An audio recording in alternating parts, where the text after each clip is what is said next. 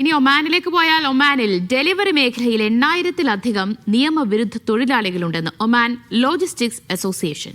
Food delivery supervisor ജോലി ഒമാനികൾക്ക് മാത്രമുള്ളതാണ്. പ്രവാസികൾക്ക് മോട്ടോർ സൈക്കിൾ ഡെലിവറി ഡ്രൈവർമാരായി മാത്രമേ പ്രവർത്തിക്കാനാകൂ.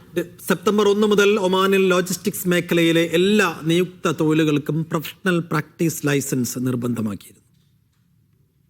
ഡെലിവറി സേവനങ്ങൾ നൽകാൻ ലൈസൻസ് ഇല്ലാതെ കമ്പനികൾക്കായി ഒമാനിൽ 8,000-ലധികം ഭക്ഷ്യ വിതരണ തൊഴിലാളികൾ നിയമവിരുദ്ധമായി പ്രവർത്തിക്കുന്നുണ്ടെന്ന് Oman logistics association CEO Khalid Al Siyabi പറയുന്നു.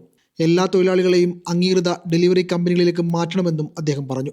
രാജ്യത്ത് നിലവിൽ 31 ലൈസൻസുള്ള ഭക്ഷ്യ വിതരണ കമ്പനികളുണ്ട്.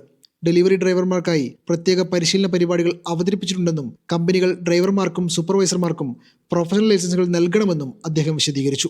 ഫുഡ് ഡെലിവറി സൂപ്പർവൈസർ ജോലി ഒമാനികൾക്ക് മാത്രമുള്ളതാണ്.